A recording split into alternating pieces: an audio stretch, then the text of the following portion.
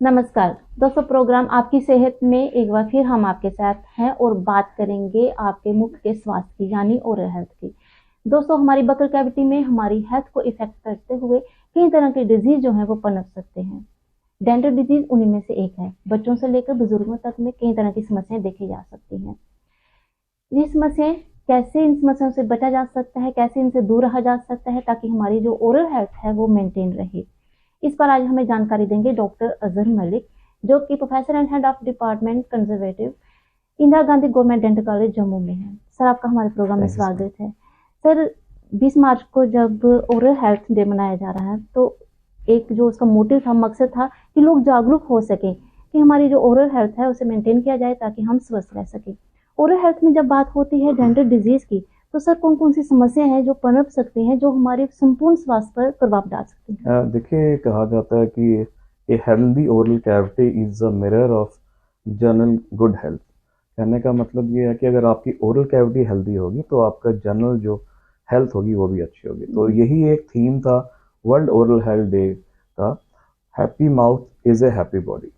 तो इसमें बेसिकली काफ़ी ज़्यादा कठिनाइयाँ मरीज़ को आती हैं, जिसमें कॉमनेस्ट एक शिकायत पेशेंट की रहती है दांत में कैविटी बनना, दांत में ठंडा गर्म लगना, दांत में दर्द होना और ब्लीडिंग गम्स होना। तो ये कॉमन शिकायत जो होती है पेशेंट्स की, उसके संदर्भ में हमारे यहाँ पे 9 विभाग अलग अलग हैं जिनका स्पेशलिटी वाइज उनका यहाँ पे इलाज होता है और उनका इन्वेस्टिगेशन के रूप में उनको यहाँ से इलाज किया जाता है।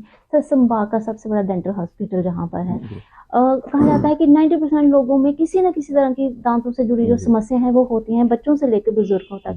सर, कौन सी समस्या है जो बहुत कॉमनली देखी जाती है? देखिए, कॉमनेस हमने देखी होगी कि दांत में कैविटी लगना, तो दांतों में ठंडा गर्म लगना, दांतों में खाने का फंसना, दांतों से ब्लीड करना, बैड ब्रेथ आना। तो सबसे कॉमनेस्ट पेशेंट जो हमारे पास शिकायत लेके आते हैं, और पेन इसका कारण ही होता है कि पेन की वजह से वो हॉस्पिटल आते हैं, जहां इनको हम इन्वेस्टिगेशन उनका एक्सरे के फॉर्म में होता है। डिजिटल ओपीडी की फैसिलिटी जो फुल माउथ का एक्सरे होता है यहाँ पे अवेलेबल है।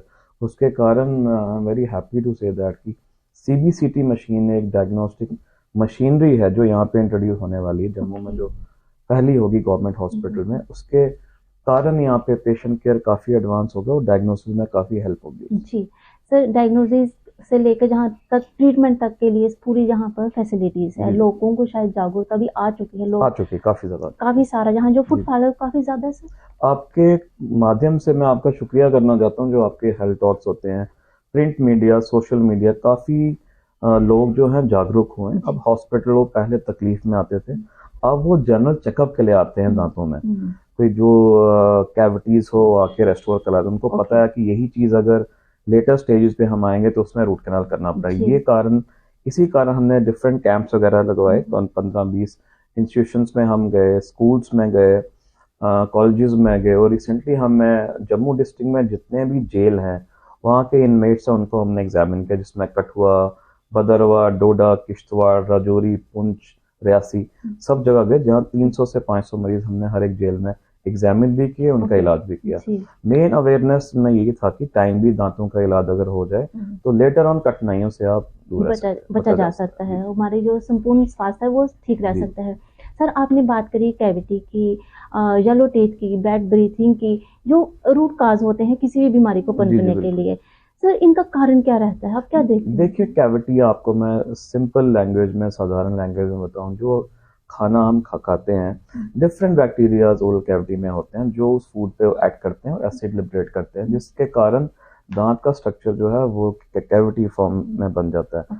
वही अगर पेशेंट अनट्रीटेड रखता है, वो स्प्रेड होते रहता है कैविटी, जो ब्लड वेसल्स को डैमेज करता है। उस कंडीशन में हमें रूट कैनाल ट्रीटमेंट एक प्रोसीजर है जिस डिपार्टमेंट में मैं हेड कर रहा हूँ, तो वो रूट कैनाल ट्रीटमेंट करना पड़ता है। और एक अच्छी बात ये भी है, अब हमने अपना ट्रीटमेंट अप्रोच काफ़ी एडवांस कर ली, जहाँ हम मल्टीपल विजिट्स में पेशेंट को आना पड़ता था, सिंगल विजिट में मशीन के जरिए हम रूट कैनाल होते हैं। बहुत लंबा प्रोसीजर माना जाता था। पेशेंट काफ़ी दूर दराज इलाके से आता, यहाँ रुकना पड़ता था।